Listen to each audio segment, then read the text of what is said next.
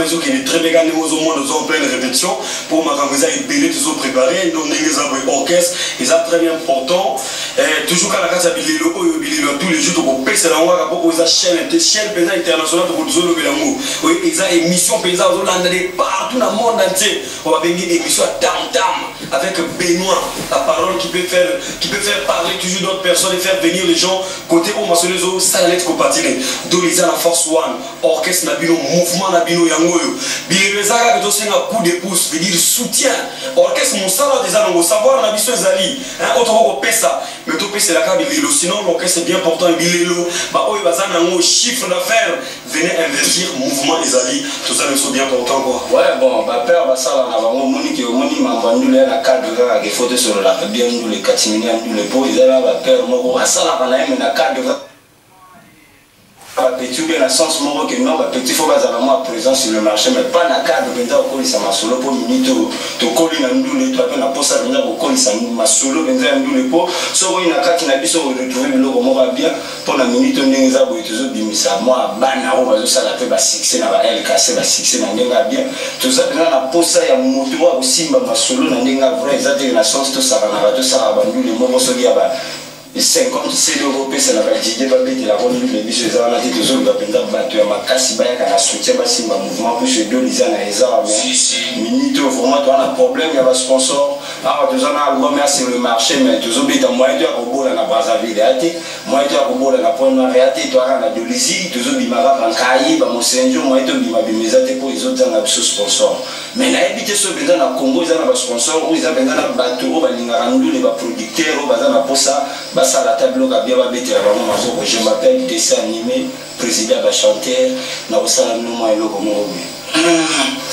na moni vraiment le logo lingo yango lequel ngai na meli no ramila nyama sanga na melate jamais de la vie que tu aussi mama motote pona majolenge ando la kariso ya kokanga mamoko ya kofunga mazali zobate yanga na bukana bolingo kimanga ekenda na mazoni natika sena souci ya kokanisa remia yo c'est le fauve binyari alo ba père so bosini penza bototo ko dispatcher penza ba chambre ba penza bankunga po ba kati na biso to penza na bankunga mais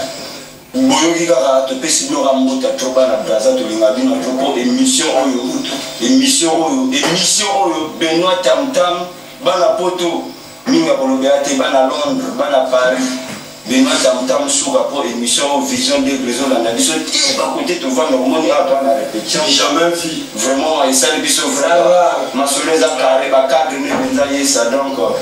Tam suka na moi nazala message ka opesi na ba congolais quand on cadre de musique omoni deux égarate que montada et pour te reconnaître après quoi que montada est-ce que tout monde ça la vraie cotisation pour te dire intérêt mon so bazana bukono tout ça la investissement afin que mon toi na bina bika na maladie omoni do la force one quand est tout le baga quoi musique ça na moyebi to bimisi fruit lelo congolais tout a otambola na bonheur au petit abimi à ça la succès ya Congo mais sur ça outil au ça la netité mais vraiment soutien les gars so vous poussez biso de relaxer bino plus à batalo ko lenga même moi nana to bimisi po déjà batalo entier fils mon soucier on y est na bomo ibandi ma futur bouton au futur bouton yezu na bomo ita wazote ya batu ta wazola musaba hein yesu azola musaba batu wazondima te aza fils de Dieu te mais quand akata rape mana kuruse ina kama pata ko la kufa na eba comprendre na ke sala no pena nzambi na bomo comprendre donc c'est oyo bozo comprendre il faut comprendre tant ils a déjà domina 2011 ils ont filé 2012 tant il faut comprendre masoda bino boye bimanga trop et ça la bien te hein nous disons la force soit toi on a besoin na bino batam d'or toujours souhaiter peut participer que na batam d'or voilà vous comprenez ya meme quoi ya meme milano yo yedo ya kaka to kosa ya tro yo vieux oyebika mais nous ya kolobela te vous êtes découragé l'album la bino za na marché non découragement te mais en fait que omoni coup de pouce ndenge ba faire na bazolobela musicien aboko sala jamais disque et que a poussé moyemo jamais promotion l'équipe makambo surtout la fille ya melo artistique quoi Donc il y a biso deux osenga bino ba média pour relève bien que toi na ba monga pour investir binoté mais au moins na par l'amour au moins oh to binis bino star le long de doit mo la musique pour na buto na amour a de pousser pe orchestre wala pour que ba oyo bazana là il y a des fois pe bozanga weba bino ba média bo bimisa biso ba comprendre qu'il y a vrai mouvement ya moni oyo comme ça to ça ba congolais bien la quantité mais non faut ba mo vraiment nous les bakoto au sakanate au mboka ne tout comme faut quand même que non beaucoup grave parce que on dit masolo là si toujours tenga surtout sur la montée parce que mboka faut pas y va que nous bouton ba sala yi bisuba ndakongani kaka awa bonka couper kaka oyo bibene kaka oyo bangonga pa répétition kaka oyo bato ngo pe kaka oyo bazomona on dit matamba to ah pour aller Brazzaville ça a toujours venu pendant que mboka zo ça fait ba makambo tolisi ah vieux mon continent dit que non vieux dernier moteur tolisi pour président du Congo les gars pe kaka tolisi ba ministre belé kaka banduli c'est grave kaka tolisi on ma bato donc tolisi en force 1 minute na banga pour la dit que non toujours les gars la chaîne nationale ba prêtre ma casco ba non nga lika na dolizi na sala tik na nga na dolizi na linga pe dolizi mais dolizi na ngoti ozo tika biso to zinga singa mo pour la ni ah bomoni wera so na beta tant de fois na Brazzaville tant de fois na Pointe-Noire a betika mbala moko na dolizi ko découvrir star makasi abuti bapi awa tango zalaka ilongo na biso ba bolo la kape. Donc franchement, je demanderais à toutes les autorités politiques, administratives et de la police, aussi à tous les opérateurs culturels, que nous, de Lisiana est en vie, de Lisiana forcément de Zali, et nous avons besoin de votre apport, de loin ou de près, nous allons faire encore des plus grandes choses. Déjà l'album se comporte très bien, aujourd'hui vous avez l'information à la Shenjai, ça la même copie copier ça va piraterie parce que stockage ça pour vider mais entre temps au moni Pointe-Noire bazolela Pointe-Noire bazo fato kita mais quand nous le coup de pouce mais mingi ça dit beaucoup petit ozo mona petit peut-être comment na bomba na ndinga sala la luke comment nani Bana Brazzaville qui n'a talent tina kutu tina Londres est-ce qu'il a démontré pas que le quai tu as quel la question va que Brazzaville mentalité mais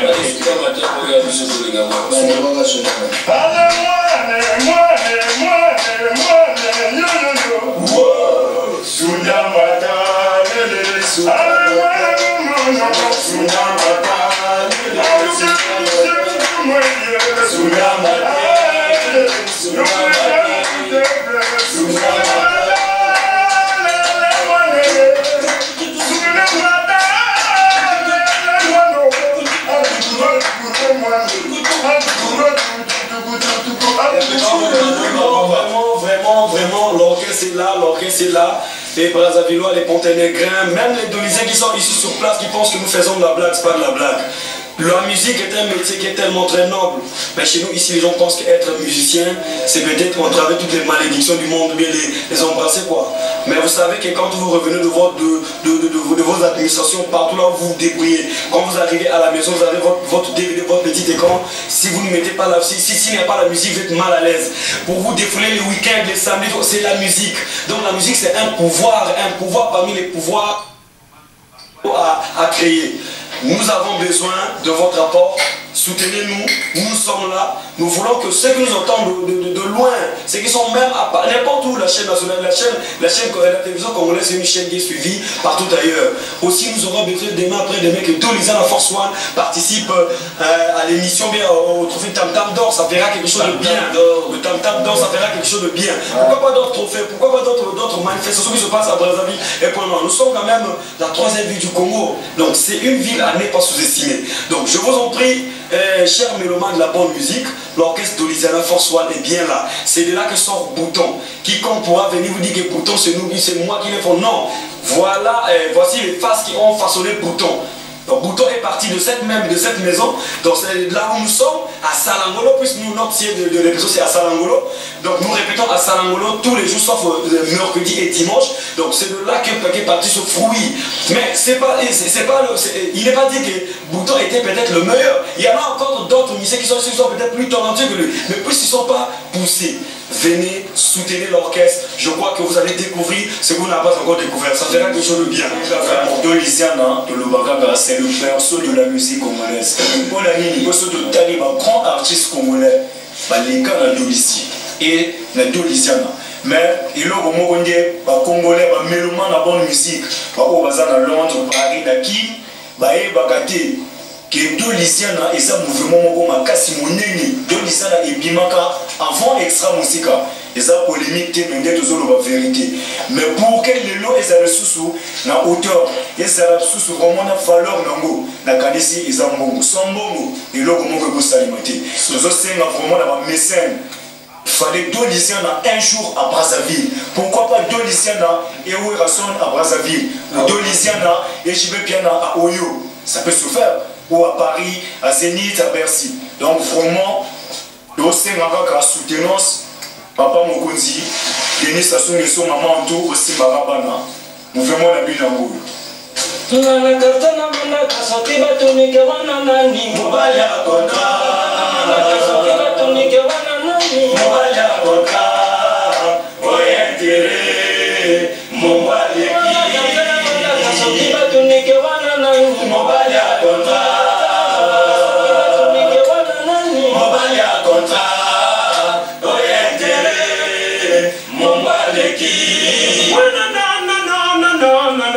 La voix des anges, et que ça sonne dans simplicité, pour nous quitter au boya, au moto. C'est un tananzambe, bobala ya bazoué, c'est ma kassi, la mosala yen, Benoît Cézé, que babana kodia koudile, que babana koureke. Voilà, merci, c'était donc Dolisiana et nous sommes ici à Dolisi. Vous avez compris que la couleur prouve bien que nous sommes dans FC, là c'est le bas, l'équipe championne du Congo avec le président Rémi Ayayos. Donc, je sais que nous avons notre diaspora qui est basée à Brazzaville, à Pointe-Noire, en France et partout ailleurs. Dolisiens, tous ceux qui vont se reconnaître en tant que Dolisiens, c'est-à-dire, Olala deux fois net, Benoît, Olala Soara, vous appelez Dolisiens. Donc, tous les Dolisiens, vous allez dans la queue, vous allez simanabi sur vos sunga, afin que Benele Telema, mouvement ya Beno, ya Mambo, Tebe, Sosina qui Congo, Betna Beno, Awana Dolisi, si nous avons des gens, je sais pas, Benoît Ben, attends-moi numéro, vous payez maintenant aussi de vous apporter vos numéro 06 866 57 99 ou encore 04 479 71 62. Voilà, si vous suivez ça, tout ça va solo quoi. Tout ça va solo, tout ça va poster la vidéo pour que parce que là, ils ont Dolisiens en force one et le bon. Katula, Boma, Katula, Boma, Tula, Esprit, voilà, et le bon moka. Et nous Simba qui m'a boit la belle, Dolisiens la force one. Vieux Dulcine au Pambo, fan club, Dolisiens la force one et Tchata. Bendele Makasi. Bendele Makasi. Vous nous faites mouvement, Beno Kakani.